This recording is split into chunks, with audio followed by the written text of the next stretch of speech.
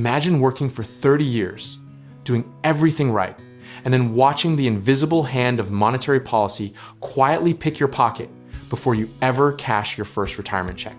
That is not a horror movie plot. That is a very real scenario playing out right now for millions of people who built their entire financial future around assumptions that no longer hold.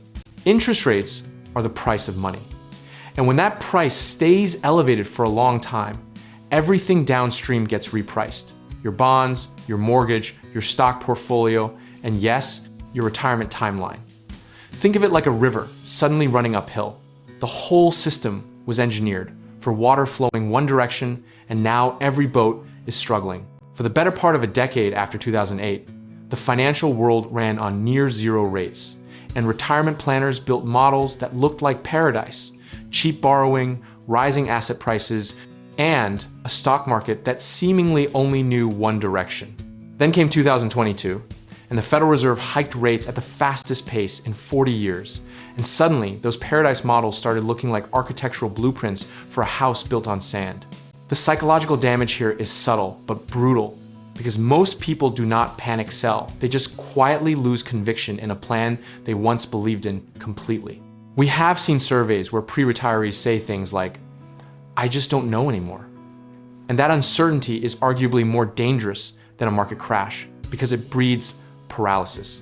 Historically speaking, elevated rate environments have come before the late 1970s and early 1980s. Saw the 10-year Treasury yield push past 15%, and retirees at that time faced a completely different kind of devastation than what a bear market delivers.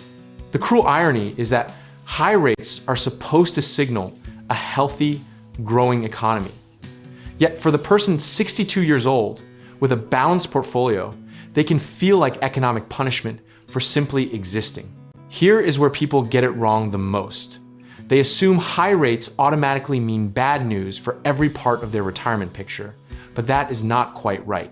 If you are holding cash, short-term treasuries, or a CD ladder, you are actually getting paid more than you have been in 20 years. So the story has two very different faces depending on where your money lives.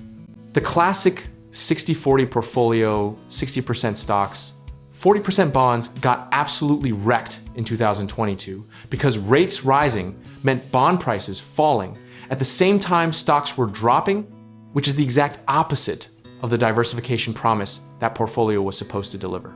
But here is the dark comedy twist. That same dynamic, if rates stay high, means your bond holdings now regenerate, yield faster, so the portfolio that failed you short term may actually outperform over a 10-year horizon if you do not flinch. The practical lesson from every high rate cycle in modern history is almost embarrassingly simple. Duration risk kills you if you ignore it, and cash flow discipline saves you if you embrace it. Retirees who in the early 1980s stayed short on bond duration and let their fixed income roll into higher yielding instruments came out of that decade remarkably well, while those who locked into long bonds at the wrong moment got torched. What you actually need to do right now is stress test your withdrawal rate. Because the 4% rule, which was essentially engineered for a moderate interest rate world, behaves very differently when your bonds are yielding 5%, but your equity assumptions need to be tempered. Running your numbers at a 3.5% withdrawal rate in this environment is not pessimism, it is just honest math. Position sizing and timeline matter infinitely more than being right about where rates go next. And the most dangerous investor in a high rate world is the one who has concentrated bets and a short time horizon pretending they have a long one. You do not need to be brilliant, you need to be boring, systematic, and honest about when you actually need the money. There is something almost philosophical about a high rate decade forcing people to reckon with the difference between paper wealth and real purchasing power. And in that reckoning, a lot of people discover their retirement plan was a beautiful spreadsheet built on assumptions nobody ever audited. The discipline of revisiting those assumptions annually, adjusting, and not emotionally marrying any single outcome is genuinely the whole game. The broader cycle here, loose policy, asset inflation, tightening, pain, adaptation, has repeated itself enough times that historians are not surprised, even if markets always act like they are. Community wisdom from financial planners, actuaries, and even subreddits full of DIY investors tends to converge on the same uncomfortable truth. The plan you set and forget is the plan that fails you. Here's the comforting part though. If you do not actually need to retire in the next 3 years, a sustained high rate environment is more of a recalibration than a catastrophe, and time is the most underrated asset in any retirement strategy.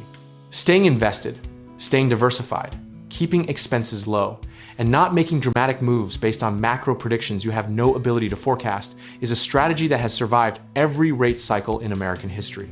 Discipline, sizing, and consistency are the entire ballgame, not your rate prediction, not your market timing, not even your asset allocation if your behavior undermines it.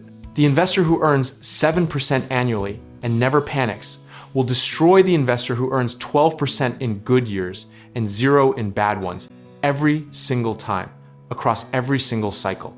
And if you are trying to figure out how all of this connects to building real, tangible wealth outside the stock market, whether through real estate investing, home contracting opportunities, or finding the right lenders to make your next move, we can help you get started. So check out the links in the description below.